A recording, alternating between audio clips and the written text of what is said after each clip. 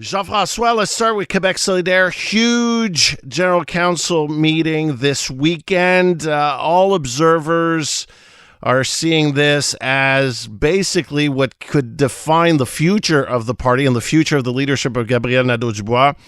As PQ leader, you tried to I don't know if we could call it merge with Quebec Solidaire, but I know you tried to bridge the tactical electoral alliance. There you go. A tactical electoral alliance with Quebec Solidaire. That didn't work out, but you know a lot about this party. What do you think is going to come out of this weekend for Gabriel Nadeau-Dubois and Quebec Solidaire? Well, I know, David, enough not to try and predict what will happen. And it's really dicey, and but it's, as you say, it's a consequential meeting because they will have to discuss something that is called la Déclaration du Saguenay, which is a rather short manifesto that really recenters the policy of Québec Solidaire. And I read this manifesto, and I was really struck by the fact that many people that are not at Québec Solidaire could have signed it. I could have signed it. Dominique Anglade could have signed it. And so the problem with that is that if you're trying to be a social democratic party, people will say, well, so what's the difference with the PQ? So what is the added value? And that's a real problem. The Quebec Solidaire was always seen like the party who wanted to get out of the system. You know, they were clearly anti-capitalist. And there's merit to that. You know, I believe that capitalism is leading the planet to suicide. So there's a case to be made there. But if you want to be just a reformist party, well, there are plenty of that around. And so by toying with the roots of the party, they're making a really big challenge to, will this work? Will this work? Well, because people want authenticity. The point is, authenticity hasn't been working for them in the last election cycle. And so Gabriel Nadeau-Dubois was very talented. He's very talented. But he's saying, listen, if you go my way, we'll have more we'll have more seats and we'll get the power.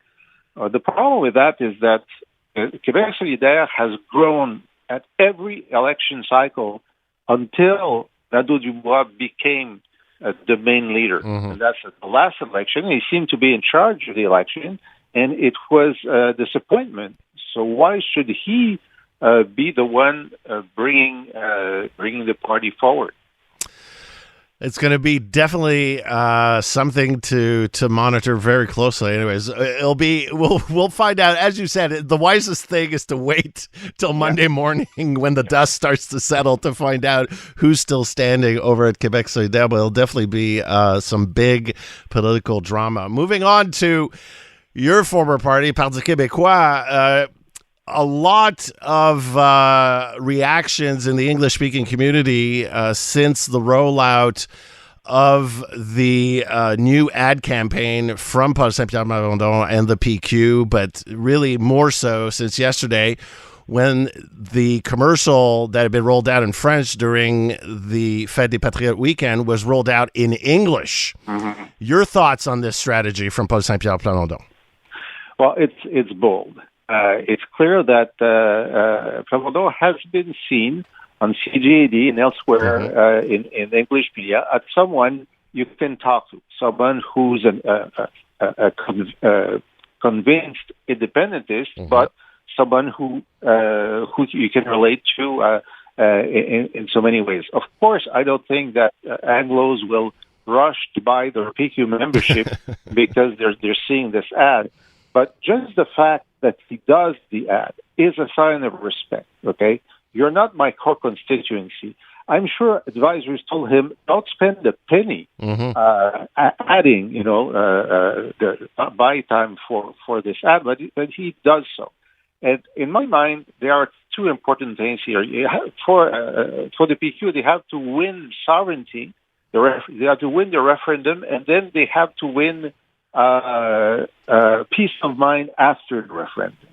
And signs of respect that you're giving to no voters is also should be taken as a sign of welcoming after a yes. If you just give them the cold shoulder during the whole process, they'll have reason to believe that they will not be welcome after a yes. I think that's part of the strategy here.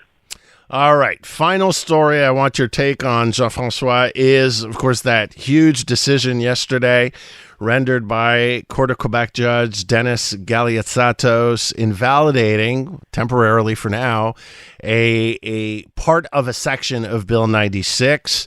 What are your thoughts on this?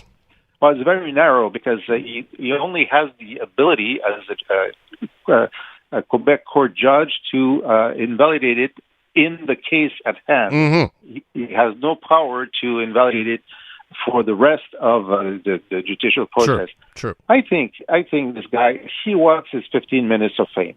Clear, and he has it. Mission accomplished. Because even his core argument saying that the obligation to have a French translation would be so cumbersome as to put months of delays, and you could get onto the Jordan ruling timeline and then lose well, that's absolutely false. The time for translation is not counted in the delay under Jordan. But the other thing is, listen, had he said that in 1962, I would say, well, translating things is a long process. But today, you put it in the machine and you get the translation in 5 minutes, and then you have to review it to make sure the machine didn't make mistakes. And this could take you 3 days for a 33-page document. So there's no question of delay. So the guy simply wants, I think he's very angry about Bill 96. It's his right.